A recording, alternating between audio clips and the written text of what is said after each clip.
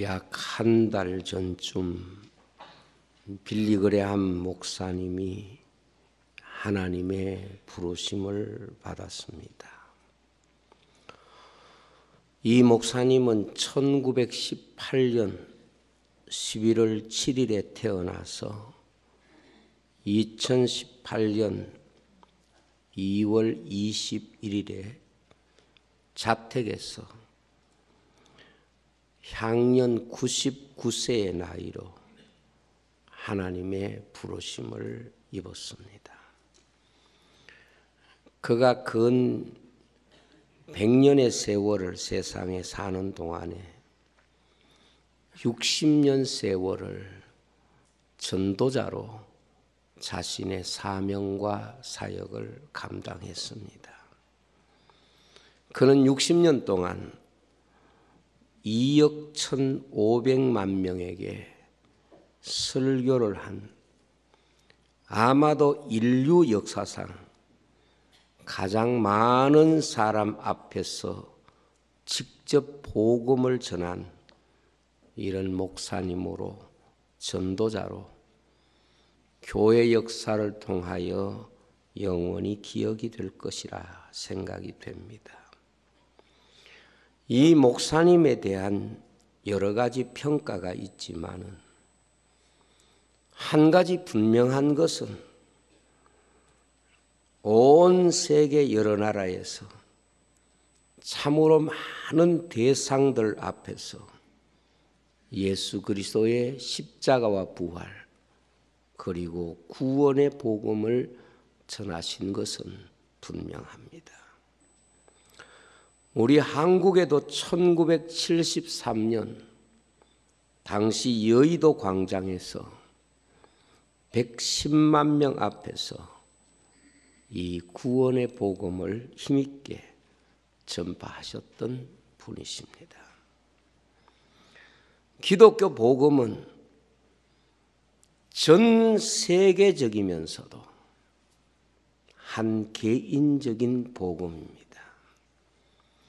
하나님의 구원의 복음은 온 인류를 향해서 주신 하나님의 약속이기도 하지만 한 개인을 향해서 주신 하나님의 구원의 약속이기도 한 것입니다. 이러한 복음의 구조는 우리가 복음을 이해하는데 아주 중요한 주제이기 때문에 우리는 복음을 전하는 이 귀한 복음의 이야기 속에서 세계 전체의 역사를 인식해야 되고 내 한 인생의 한 평생의 삶도 이 복음 안에서 해석되어져야 합니다. 복음의 생명은 바로 전도고 복음의 생명은 바로 선교입니다. 선교를 이해하기 전에는 복음을 이해한 것이 아니다 라는 말이 있습니다. 그것은 우리가 실제를 접하고 실제를 경험하기 전에 가지고 있었던 지식이라든지 내가 가지고 있는 여러 가지 거기에 대한 상식들은 알고 있는 것 같지만은 실제로 내가 경험하기 전에는 어디까지나 지식일 뿐이고 우리가 지식으로 소유할 뿐인 것입니다. 선교를 이해하기 전에는 복음을 이해한 것이 아니다는 이 말에 공감하는 것은 선교란 복음을 전하기 위한 목적을 가지고 있기 때문이고 한 인생의 삶에도 그에게 복음이 전해지는 그 순간이 그 삶, 그 인생 전부를 해석하는 주제가 되기 때문에 그렇습니다. 주님은 3년의 공생의 기간을 통하여 이 세상에서 하나님의 말씀을 전하셨습니다.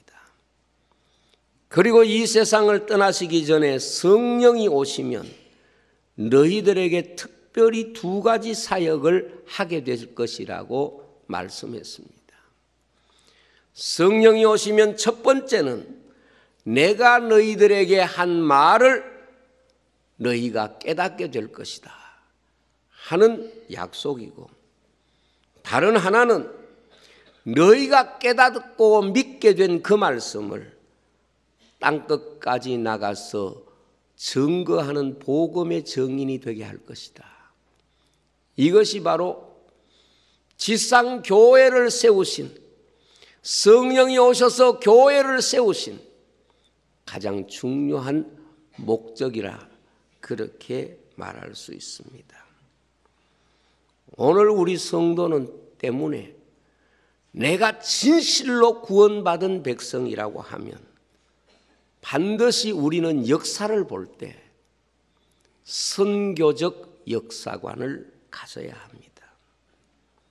오늘 말씀을 보면 인류의 역사는 선교로 완성된다고 주님이 친히 말씀하고 계십니다. 이 천국 복음이 모든 민족에게 증언되기 위하여 온 세상에 전파되리니 그제야 끝이 오리라. 주님께서 역사의 마지막에 그 마지막을 장식하는 가장 중요한 목적과 이유가 복음이 온 세상에 전파되는 것이라고 말씀하셨습니다. 때문에 우리가 한 인생의 삶에도 끝이 되기 전에, 이 인류의 역사에도 그 마지막이 되기 전에 반드시 피하지 말아야 될 것, 반드시 감당해야 할 사명이 무엇인가 하면 복음을 전하는 것이다 하는 것을 주님이 못 박듯이 오늘 말씀을 우리에게 주신 것입니다. 때문에 성도는 역사를 볼 때에 무엇보다 선교적 역사관을 가지고 있어야 합니다. 전 세계의 역사를 볼 때도 선교적 역사관을 가지고 있어야 되지만 내 한 사람 개인의 한평생의 삶도 선교를 자기 한평생에 대한 역사관으로 생각하면서 그렇게 해석해야 된다는 것을 말씀하고 있는 것입니다.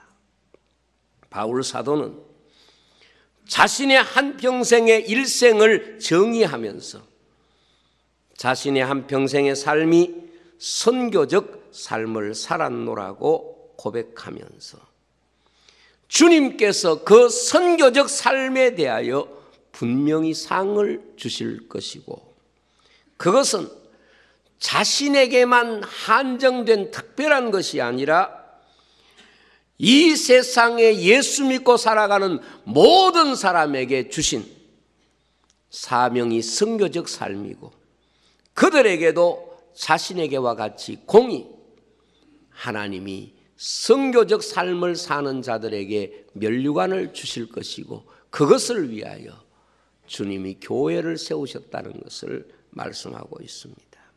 그러므로 바울은 이렇게 말합니다.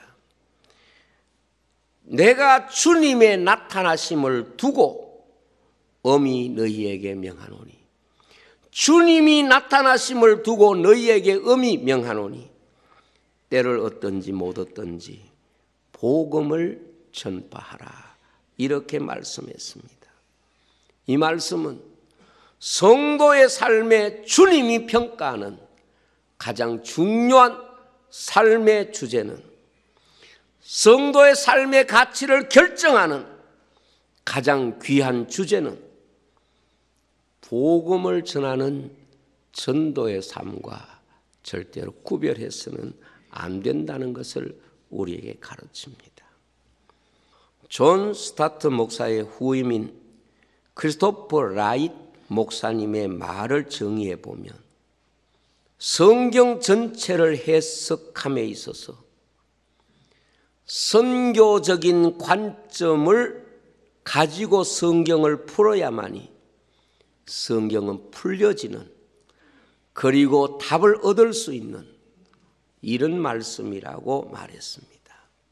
왜냐하면 복음이 살아있으면 지식이나 우리가 가지고 있는 경륜이나 지위를 통해서 느낄 수 있는 것이 아니라 선교를 통해서 비로소 자신에게 깊이 경험되기 때문에 그렇습니다. 그러므로 오늘 교회는 선교적 교회관을 가져야 됩니다. 성경은 하나님이 인간을 구원하시기 위해서 인간을 찾아오신 사실을 기록하고 있는 말씀입니다. 그래서 성경을 선교적 시각에서 보아야 한다 하는 것입니다. 성경의 모든 구원의 이야기는 찾아오시는 하나님, 인간을 찾아오시는 하나님.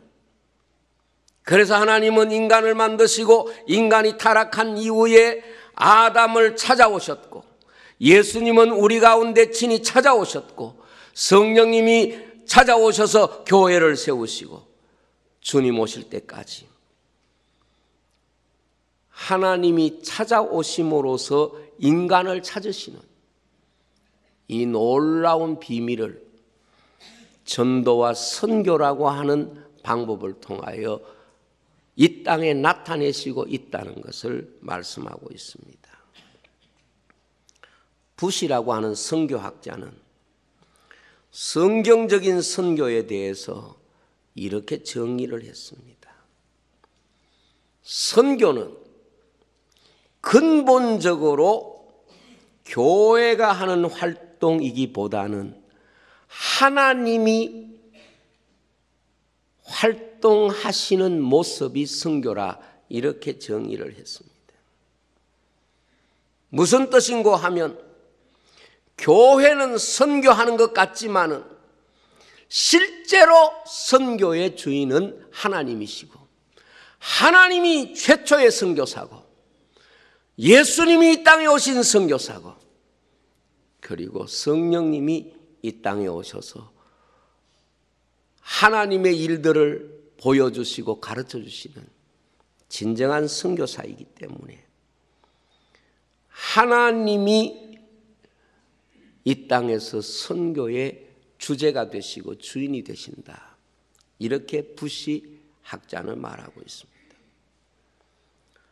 오늘 우리가 이 땅에 살면서 선교 현장이나 전도 현장이 중요한 것은 아버지 하나님과 아들 예수님과 성령님이 인간 가운데 오시고 뜻을 보여주시고 그렇게 사시고 그것을 해석해 주시는 가장 중요한 선교적 사명을 감당하셨는데 그 자리에 하나님이 하신 바로 선교의 그 일을 증언하고 하나님이 하신 그 선교의 중요한 사역을 사람들에게 보여주기 위해서 교회를 세우셨고 성도를 부르셨다 하는 것입니다.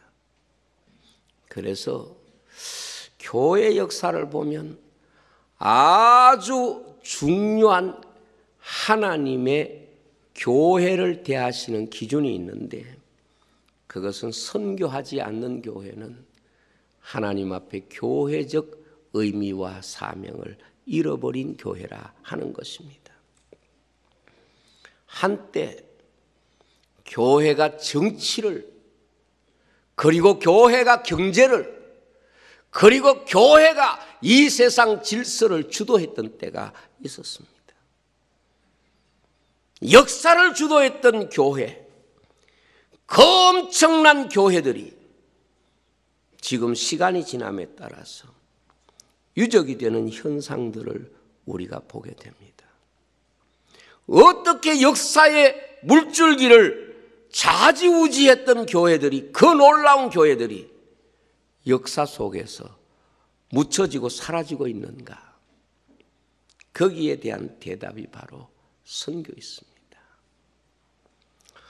요즘 여러분들이 많이 들으시는 말 가운데 빈둥지 현상이라는 말을 들어보셨을 겁니다.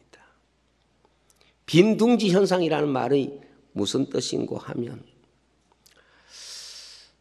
그 새들이나 모든 그 짐승들이 새끼를 낳기 위해서 둥지를 만듭니다. 약한 몸으로 얼마나 그 둥지를 만드는데 심혈을 기울인지 모릅니다. 독수리나 산의 까치나 이런 짐승들도 열심히 둥지를 만듭니다. 그런데 말이죠, 새끼가 거기에서 부화되고 자라나서 떠나면 새들은 미련 없이 그 둥지를 버립니다. 아무리 좋은 둥지라도 그 둥지를 미련스럽게 소유하려고 하지 않습니다. 새끼가 있는 동안엔 둥지가 허물어지면 삭고 고치고 수없는 노력을 하면서도 그 둥지를 지키기 위해서 몸부림치면서도 새끼가 부화되어서 날아가 버리면 그 둥지는 거의 빈 둥지가 됩니다.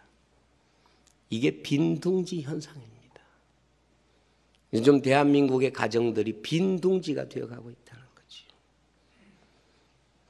집을 하나 짓고 열심히 내 둥지인 줄 알고 이렇게 가꾸었는데 어느 날 자녀가 다 자라서 안녕히 계세요, 잘 살겠습니다 이렇게 떠나버리면 그 집은 그야말로 빈 둥지처럼 느껴진다는 거예요. 집이라는 게 자식이 있고 이럴 때 집이 의미가 내게 해석이 되는 거고, 자식이 자라고 할 때 그 집이 갖고 있는 그런 축복을 내가 느끼게 되는데, 자녀가 훌쩍 떠나고 나면 집에 오면 텅 비어 보인다는 거예요. 지금 저는 대한민국이 무언가 빈둥지 현상 같은 이런 느낌을 많이 느낍니다.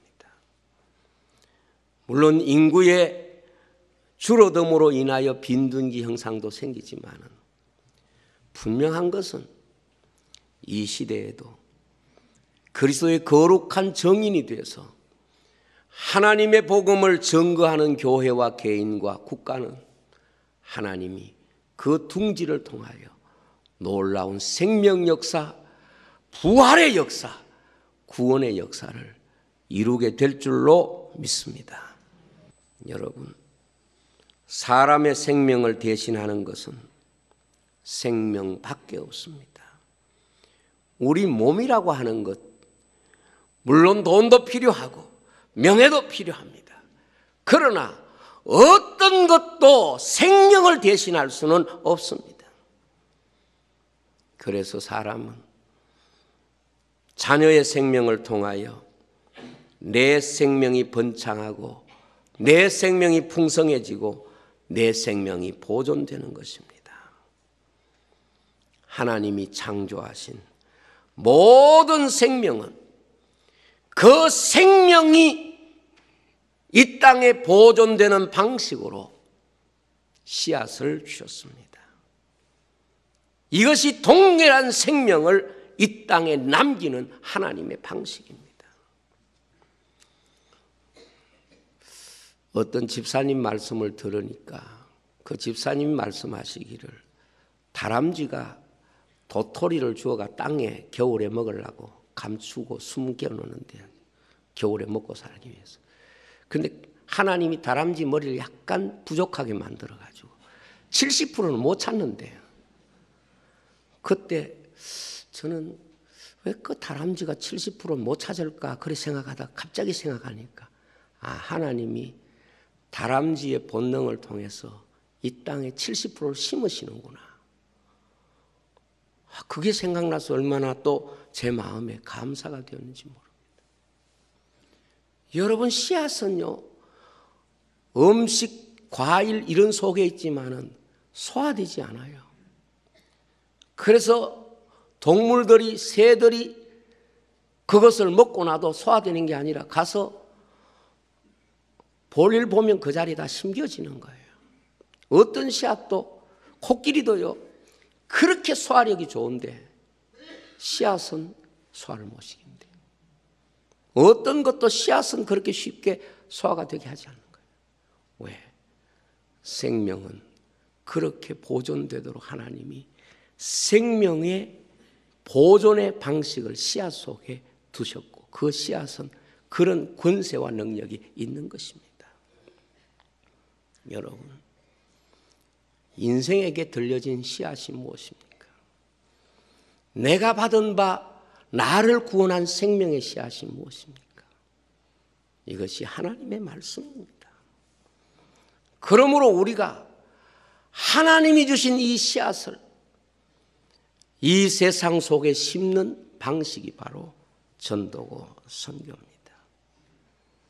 저는 한국 교회가 앞으로 정말 관심을 가져야 되는 것은 정치나 경제나 이런 우리의 육신의 삶을 위한 어떤 관심이 아니라 한 영혼에 대한 진정한 사랑과 관심, 우리가 받아서 구원받은 이 구원의 복음을 우리의 이웃에게도 땅 끝까지 증거하는 이런 성도가 되어야 된다.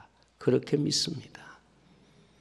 바울이 세상적으로 가진 것이 많고 갖춰진 사람이지만 그가 예수 그리스도의 복음을 접하고 난 이후에 그의 삶이 바꿔진 것이, 그의 삶을 바꾼 것이 무엇입니까? 내가 복음을 전하지 않으면 화가 내게 있을 것이다. 바로 이것입니다. 여러분, 전쟁이 또 어떤 가난이, 어떤 시련이 화 같지만은 실제로 복음을 전하지 않는 것이 하나님 앞에서는 가장 무서운 징벌이고 심판일 거라고 생각합니다. 빈둥지는 말이에요. 아무리 대단하고 커도 이미 둥지의 의미와 가치는 그 규모에 있는 것이 아니라 그 속에 생명이 있을 때에 그 둥지의 의미와 가치가 있는 것입니다.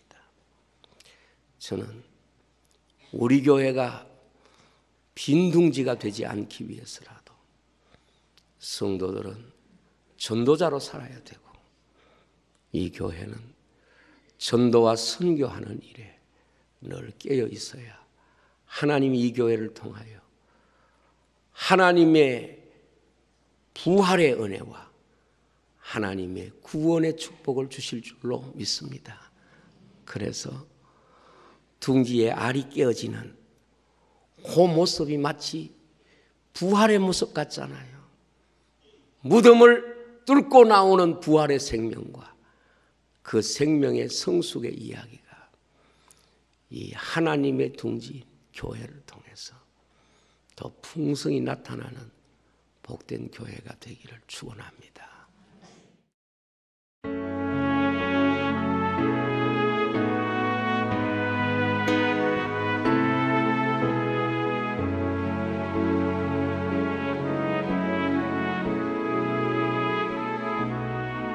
주님 앞에서